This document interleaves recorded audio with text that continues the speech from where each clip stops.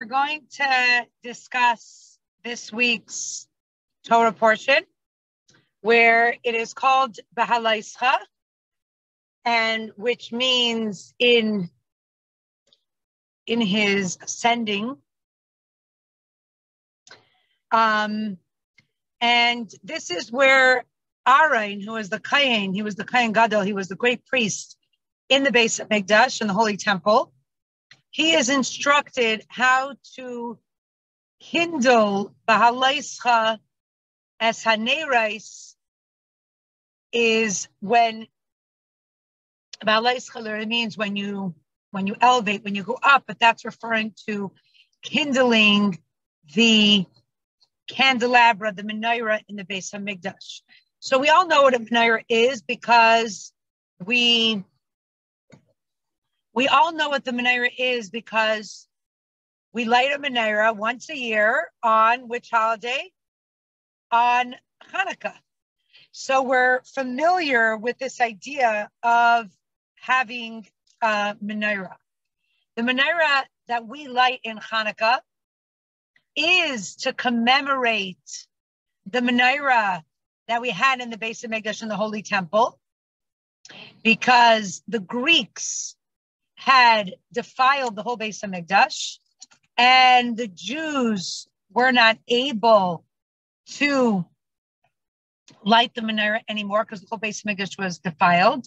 And on Hanukkah, after we won the Greeks, then they came back to the Holy Temple and they wanted to light the menorah. They wanted to light the candelabra and serve Hashem in that way again. So that is when we light the menorah on Hanukkah, we're actually commemorating this menorah that we're going to talk about today. And this menorah had 7 candles, and the menorah that we light on Hanukkah actually has 8 candles. So maybe later on we'll get to that concept of the difference between this menorah and the other menorah, but that's what we're talking about. We're talking about how Hashem instructs Aaron, the Kohen Gadol, the first priest, to light the menorah. And it continues with the preparations for the Jews departing from Mount Sinai and their first steps while they are in the desert. So we'll see about that soon. So the way beginning actually of Parshas Bhaaloscha is describing how the people form as an army and they're preparing, like we discussed last week. So it's concluding that topic of preparing for their journey through the desert. And, now they're transforming from the preparations to actually, going out into the desert and traveling.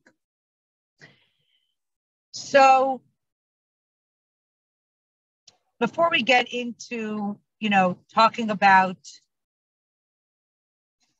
the menorah and the candelabra, I want to talk a little bit about the journey that Bnei Yisrael is taking over here. So the Jews set out, and they're supposed to have a very short journey just to, go.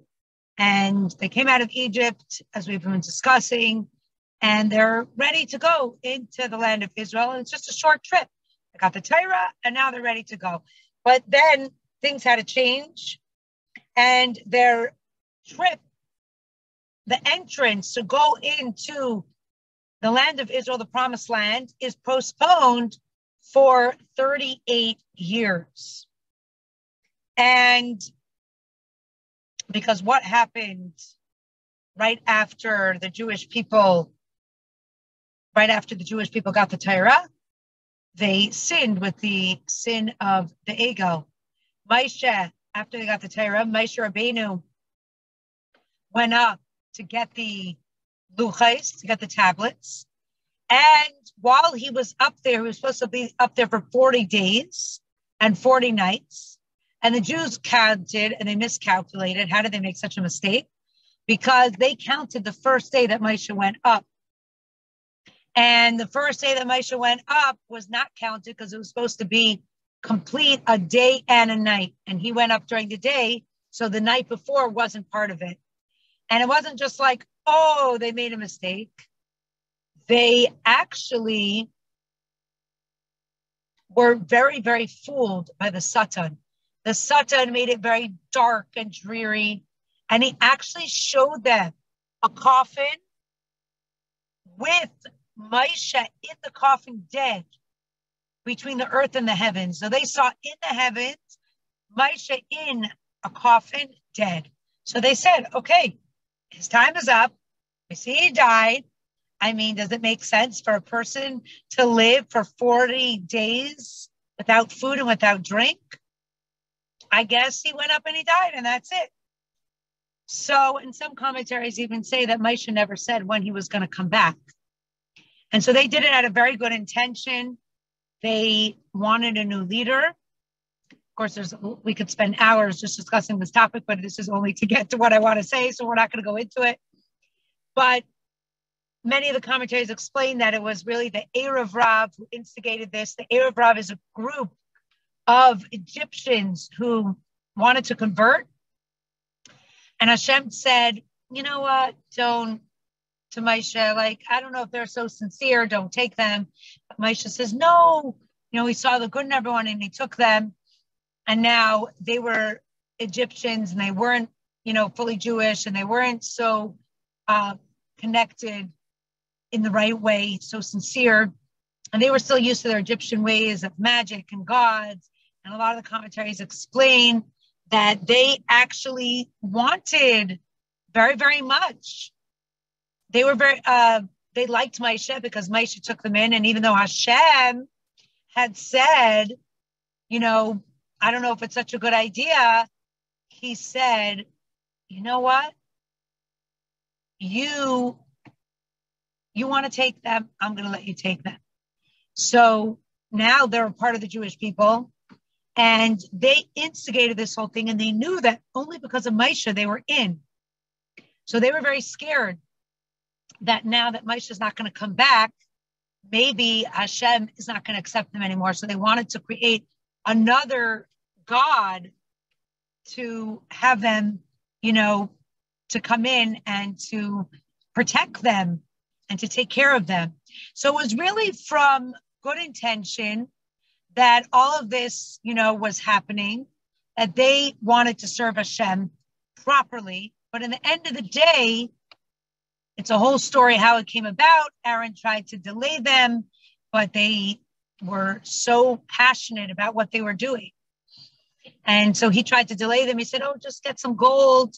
And then they quickly, he said, get it from your wives. He thought the wives are going to take forever to get the gold. Meanwhile, the men just gave their own gold right away. And he threw it in a fire, and he didn't expect a God to come out. And there's different opinions. Some say that the Erev Rav, where there was Egyptians, they knew magic. And so when they did this magic, and it came out actually as a calf, a golden calf. Other commentaries say that there was someone named Micha who came out of Egypt. And when when they were leaving, Joseph was buried in the land of Egypt, and he asked a request that when I leave, please take me out and bury me in the land of Israel. So Moses had a little plate that said on it, rise ox, and Micha, this man, got a hold of it and he threw it into the fire when Aaron took all the gold from the Jewish people, trying to delay them so the Moses could come back, but they did it so quickly. And he threw it in, and he thought, anyways, so a piece of gold will come out, and I'll show them that this is not really an idol. This is like just a piece of gold. Like, let's wait for Moses. But it came out either because of their magic or because of Micha throwing in this thing that had Hashem's name and also had the word shar, which is an ox, and a calf is just the baby of that. And so it came out a live ox, and Aaron didn't know what to do. He's like, what am I supposed to do? Like, there's actually, so he pushes them off and he says, let's serve it tomorrow. I'm going to build an altar, and he builds it himself. So it will take time. And he's praying that Moses will come back. But they got up, the Satan again got involved. Anytime the Satan could get the Jews to sin, he jumps in and he made them wake up really early, and they started serving before Moses came back. So even though they had good intention and they didn't mean it, and you could say it was the Arab instigating it, etc., the bottom line is that they ended up making this idol worship, and therefore God said, you cannot go now, and they were in the desert for all this time. And God, it says, so now they're in the desert, and we're talking a lot about all their travels and all the different things that, that happened. And, the Jewish people had there were a lot of challenges that they had when they were, in this desert. A lot of challenges. They didn't have water. They didn't have food. And so there's a lot of different things that go on here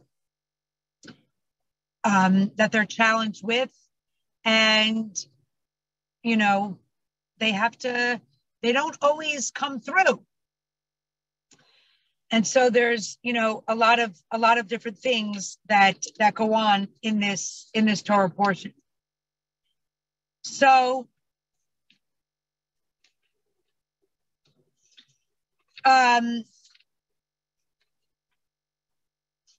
okay. So before all of these challenges come up, Hashem is starting off with this idea of Aaron kindling the menorah. And he's told to kindle this until the wick burns on its own. And this is really a mashal, an allegory for our purpose on this earth. That we have to kindle the flame of divine consciousness of Hashem, that Hashem really is the one who provides for us. Hashem is really the one who gives us. And we have to light that in a way that it burns on its own, that is its own enthusiasm, so that we could constantly serve Hashem. We're in a midbar. We're in a desert where we don't have water, we don't have food. We're like, what do we do? We're faced constantly with these challenges, and we're like, what do we do? How do we help ourselves?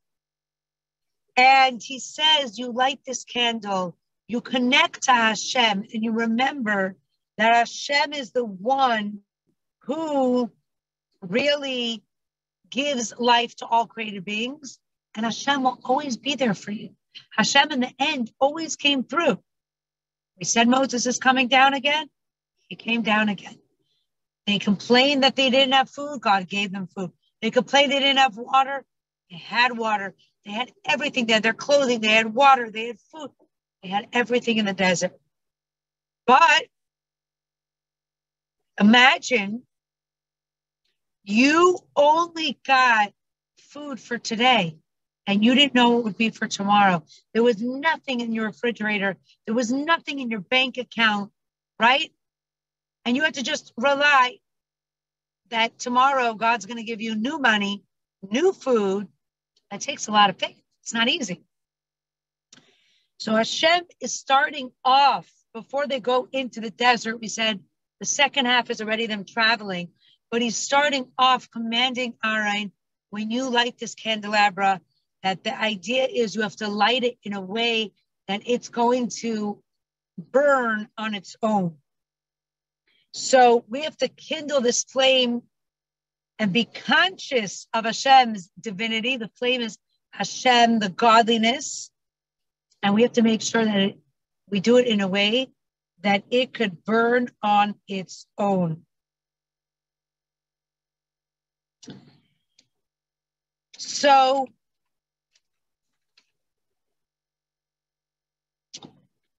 the name Bhaaloscha means when you raise up. And that's referring to this instruction to make the flame go up on its own. That it's not enough to just light a flame. Light a flame is like, you see Hashem, you're inspired. Let's say you went to a concert and it was so inspirational and you feel so connected, or you heard a Torah class, or you heard you davened, you prayed, you heard a song, you started singing a song, you're very connected. There's so many different ways to get inspired. And you got inspired and you raised yourself up, but that's not enough. Now you have to make the flame go on its own, continue, right? Imagine the teacher teaches you and then teacher's not there. You have to make it in a way where it goes on its own. So we have to raise the whole world's consciousness, and that's what we're starting off with. So this is the energy, this is the power that Hashem is giving. How are you going to be able to survive the second half of what's going on, of being in a desert where it's desolate, where we don't see, where you don't, literally in their situation, where they don't have food and they don't have water and they're scared that Hashem is not going to be with them. And for us, in our desert that we live in today, where Hashem is not revealed, where there's so much immorality around us, and it's desolate of water is Torah. You go in the world looks so real, it looks so enticing, and we see that, and we have to remind ourselves, we have to say, no, really, what Torah says, what the mitzvahs say, really there's a God, even though I can't see Hashem, that's what's there. Even though it seems more exciting to maybe go to a concert, go shopping on Shabbos, but really it's a time for me to connect to Hashem. It's a time for me to look inside. It's, so this is the desert of today. When I'm going in that desert today, where there's not that water, where Hashem is not revealed, where we don't have Torah, we don't have everything. How do I fulfill my mission in this world and stay connected? So I have to always remember that my mission in this world is to make this desert into a home for Hashem. How do I make it a home for Hashem? A home is a place where somebody feels comfortable, your essence could come out. I've described in other classes that, let's just say there's two people, two friends, and they go out together and they go to one house, their first stop. And that first house is white.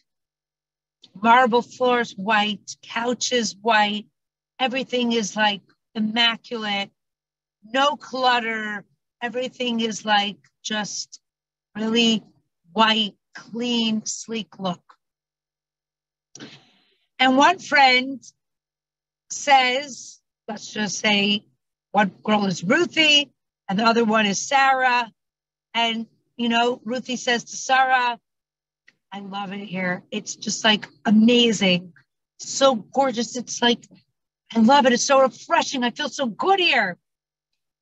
And Sarah says to her, what? I hate it here. I want to just sit on the couch, put my feet up, relax, lean back. And I'm like so uptight because I'm like so nervous. Like maybe I'm going to make a fingerprint. Maybe my foot's going to touch something I can't. I'm not comfortable here. I don't like it. And then they leave and they go to the next house. And the next house, there's a lot of, the walls are full. There's a lot of clutter everywhere. And there's like pictures all over and it's more dark colors and there's rugs and dark couches. And Sarah's like, I love it here. It's so good. I'm so comfortable. And she just like throws her feet up on the couch and she just leans back and Ruthie says to her, ooh, I'm scared to touch anything here. It's so cluttery. I don't want to eat anything here. Maybe it's dirty. And then we can give a million more examples. A lot of people say, I want something in between. I want something with clutter with, I don't want it cluttery, but I don't want it smacking white. Everyone feels different, comfortable with different things. But when you say, I feel so at home in this immaculate house, that means that's where you're comfortable. Someone says, I feel so at home in the cluttery house. That's where I feel comfortable. That's what is warm to me. What's cold to someone else and was warm to me, it doesn't mean it's the same. Where do you think Hashem feels comfortable? Does anyone want to unmute themselves and tell me, where do you think Hashem feels comfortable? What is considered to be a home for Hashem? What would he say? This is where my essence could be. This is where I could just totally be myself. Does anyone have an answer to that? Would anyone like to share? Where do you think Hashem feels comfortable? What is he like? Amy? I'm thinking that he likes it when we listen and do what he wants us to do. Same way, like with our kids, we like it when they listen to us and we feel connected. So it's not, it's not actually like a spot, but it's an attitude that we would have through obeying. Excellent. And also asking Hashem for the things we need is a big part of it. I would say, it's, you have a relationship. I was just talking to someone, he's trying to get a young man trying to get into a field that his grandfather's in. So I said, well, you ask him for his advice and his help, and then he'll be able to think about you when it's time for the networking to get a real job. Right. Beautiful. I love that. Thank you so much, Amy. So she's really right on the ball. Hashem, it's not really about the physical, it's spiritual. Hashem feels comfortable when we listen to his mitzvahs, when we do the things that he wants, which he made it very clear. He gave us the Torah that spells it right out. So he's comfortable in a home where there's a mezuzah on the door, where there's kosher food, where there's peace in the home and people get along with each other, where there's refined talk going on, where it's calm, right? Where there's happiness. All these things where Shabbos is being observed, where people are modest, where people are humble, and the list goes on. So Hashem is happy when there's Torah, when there's a mezuzah, when there's kosher, when all those things are there. And when it's a home that you could feel that connection between us and Hashem. Like she said, if there's davening in the home, that connects us to Hashem. If there's learning there, if it's an environment, and the truth of the matter is, like we were discussing physical things, you can walk into two homes that are both decorated very similar, and the energy in the home will be different. And I might feel comfortable and able to just say what I want in the two homes that are decorated the same because of the people, because of the energy that's in that home.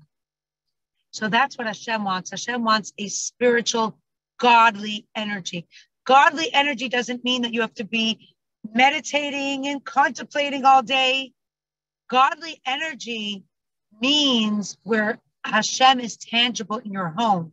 Tangible doesn't mean that you could see him. It's an energy. It is the idea of we have refined midas, we have refined character traits. We're not judgmental. We treat people nicely. We have any mitzvahs. We have guests. We speak, we don't speak evil about other people. We respect other people. We eat kosher food in this home. We talk about Hashem in this home, etc.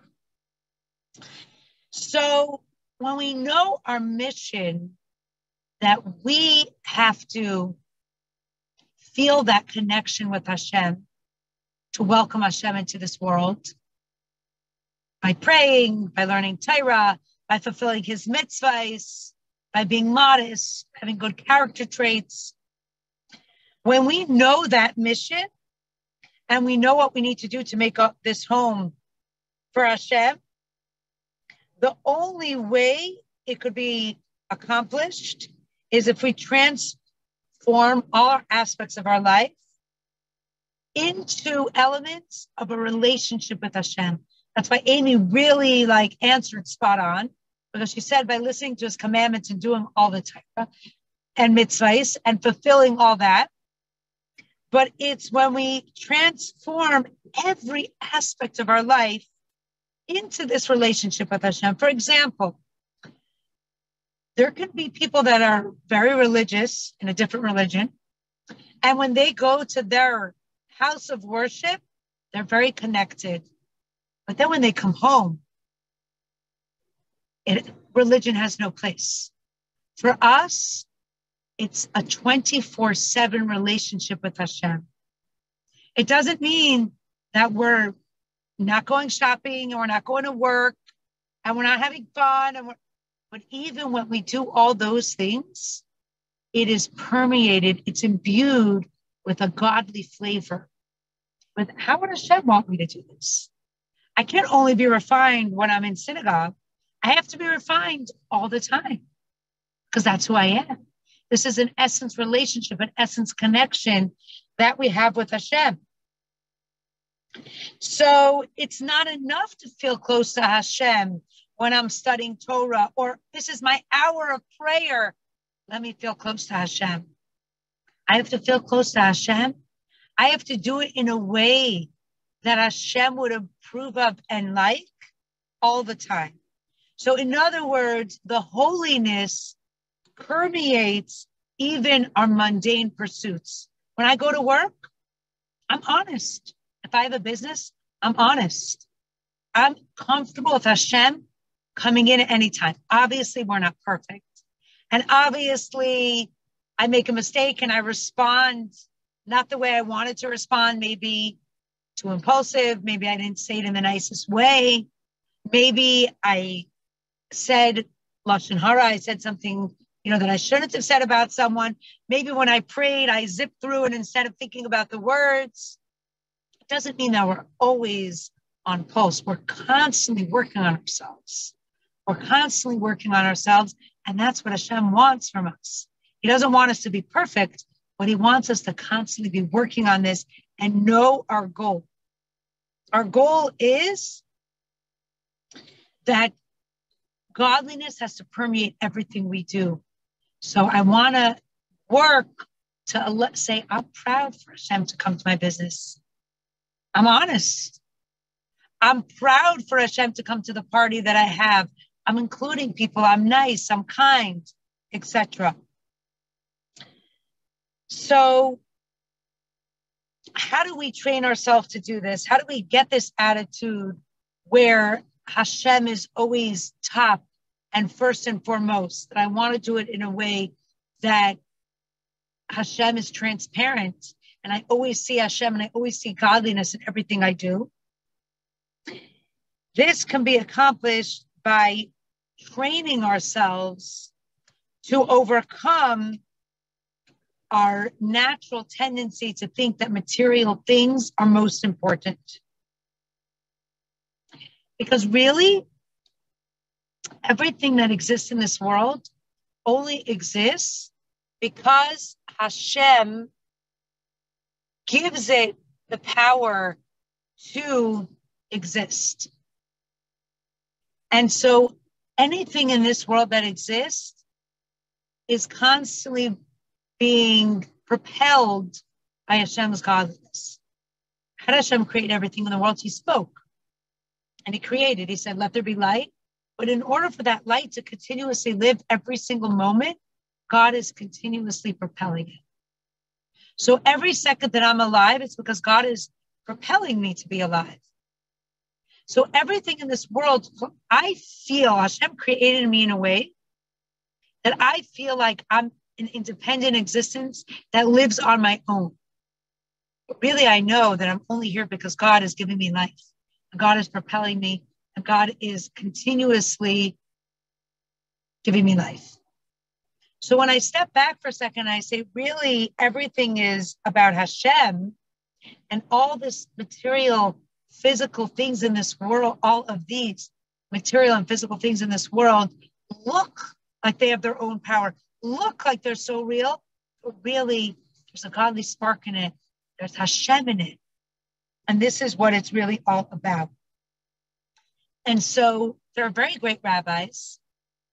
They look at a desk, for example, or they look at, here I have a cup, and they see it's paper, it's a cup. Look at the desk, they see it's metal, it's wood. That's how I look at it. I see paper, and then I have to remind myself, wait, this is really godly. This is really Hashem. Deep inside, it's the outside wrapping that's just the paper, but really the essence of it is godliness.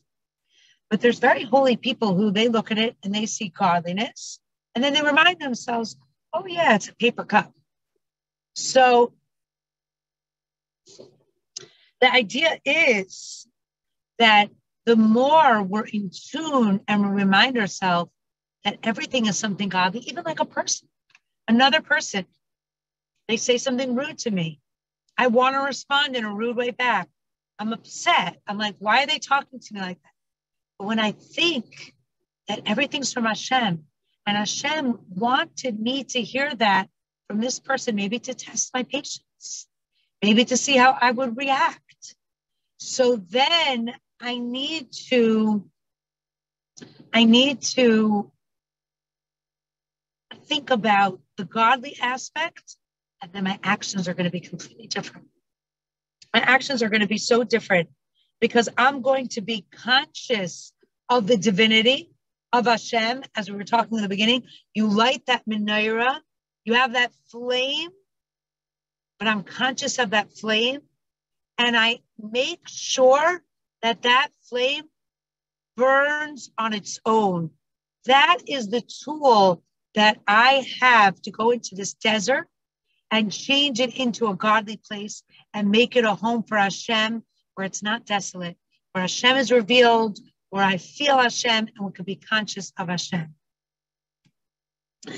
So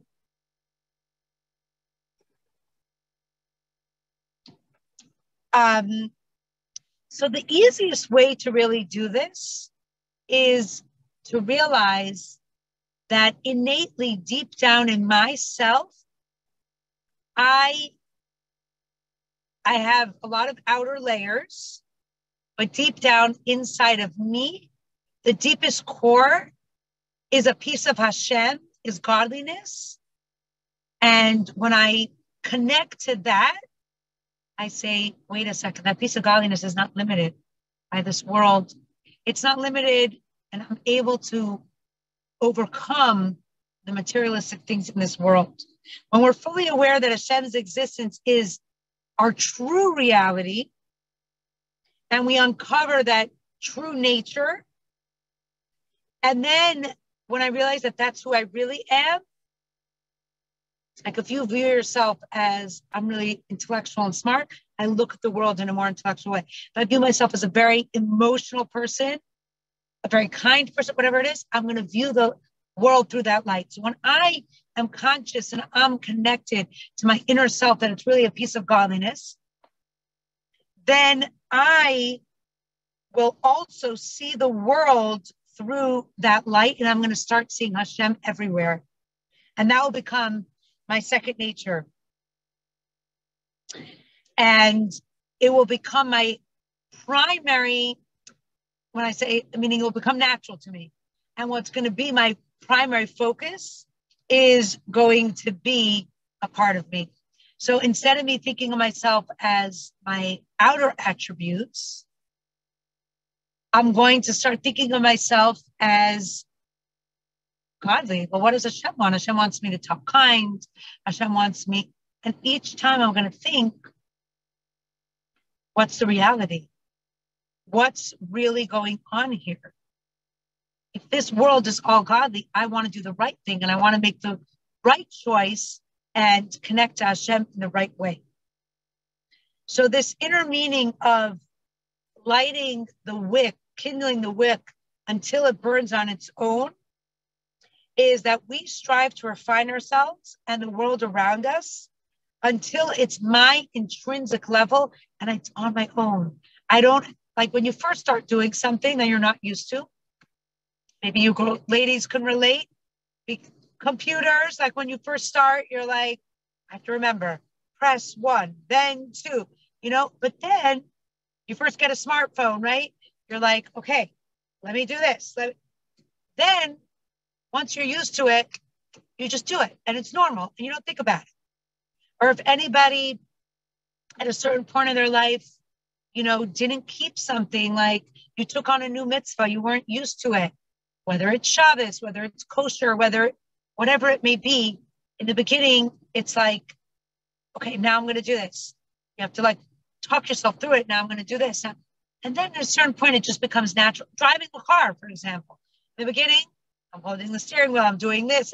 Then it just becomes natural. It becomes a part of you. So that's what we mean, that it should burn on its own, that it should be our nature, and it should be, naturally what we are doing.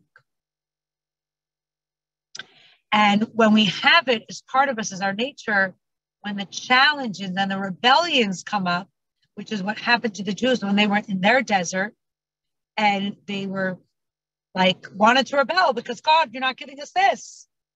So when we have those moments of rebellion where we feel like Hashem isn't giving me, why did I lose money on this? Or it's so hard to dress modest, I don't want to dress modest. Or whatever it may be, kosher, it's more expensive. Why should I spend the money? What's the difference anyways? Whatever challenge it may be, I would rather just, talk about people. It's more fun. I don't want to make sure to only talk nice. For each person, it's going to be different. But when I come in these challenging times, Hashem is saying, you, for you personally, it's not just to Arain, but you light your candle so that it can light on its own, because once it's your nature to think in a godly way, when you come in your challenge, it's going to already be there. When you try to pull out something only during the challenge, it's very hard. Like, oh, when I come to the challenge, I'll be a calm person. No, if you're always exercising that muscle and you're always using that muscle of calmness, then when you come to a really challenging time, you're going to still be able to be calm. But if you're not, and I'll just wait till I get to the challenge, it's most likely not going to happen. So,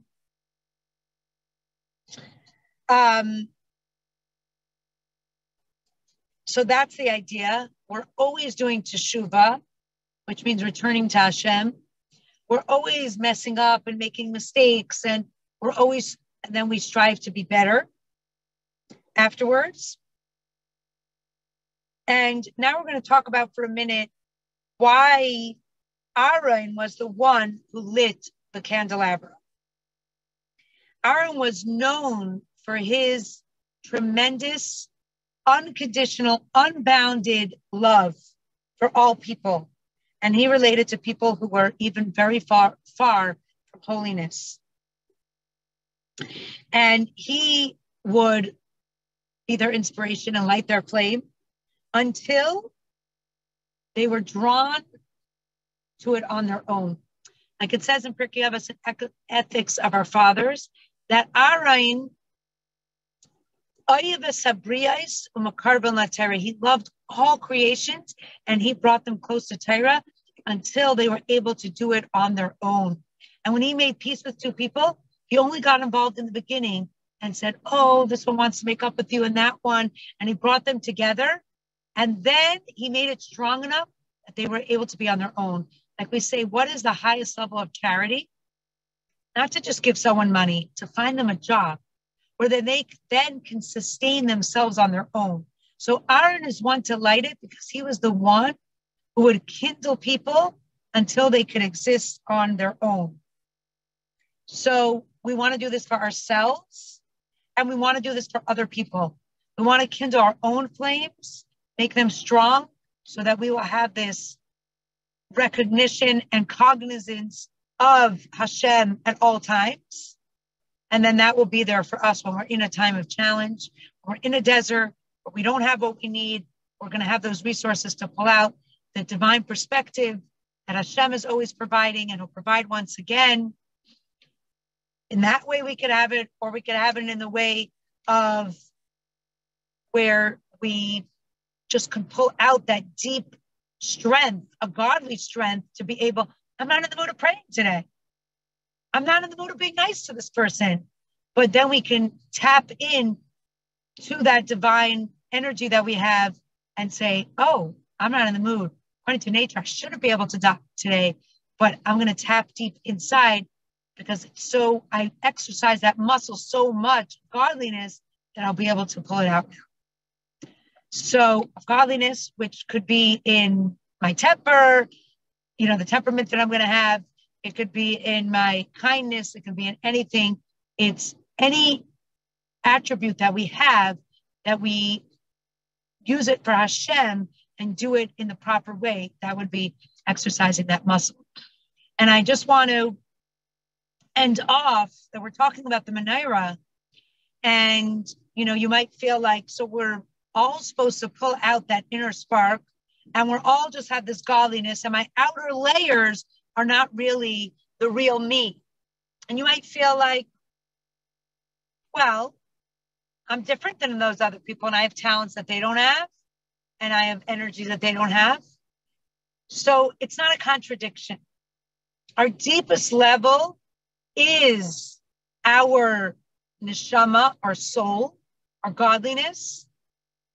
And the outer layers are still important. And we actually learned this from the menorah, because the menorah had a base on the bottom that was one. It says the way you had to make the menorah is you had to take one solid piece of gold and then make it into a base with 7 stems coming out. And it's much easier to just have 7 stems and then weld them together. But it said, no, we can't have them, because our base is all the same. We're all godliness. We all have one neshama. We're all connected to Hashem. But it does then spread out into 7 different directions to show that we can express that godly soul, each in our individual way. It goes out into all these different directions to show that I might express it through learning more. Another person might express it through prayer more, or even personality traits.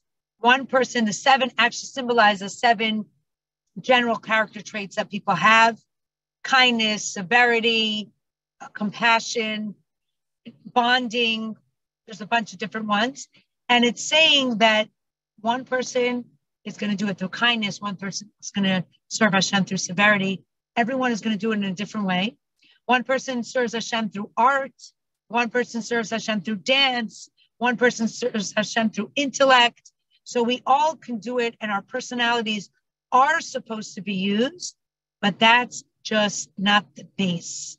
Because you could use your dance and your art and your intellect for ungodly things or for godly things. So we always have to stay focused that our essence is godliness. And so I definitely want to use my art and my dance and my intellect and my emotion, my writing, whatever I have, but it's all coming out of, it's a means to express my godliness, the real me, that I'm connected to Hashem. And so everything I do is in a godly way. Thank you all for joining. If anyone has any questions, feel free to ask. Have a wonderful day. Thank you for joining. Thank you so much. Thank you, Devorah. Bye. Thank you so much. I learned a Have a lot. good day.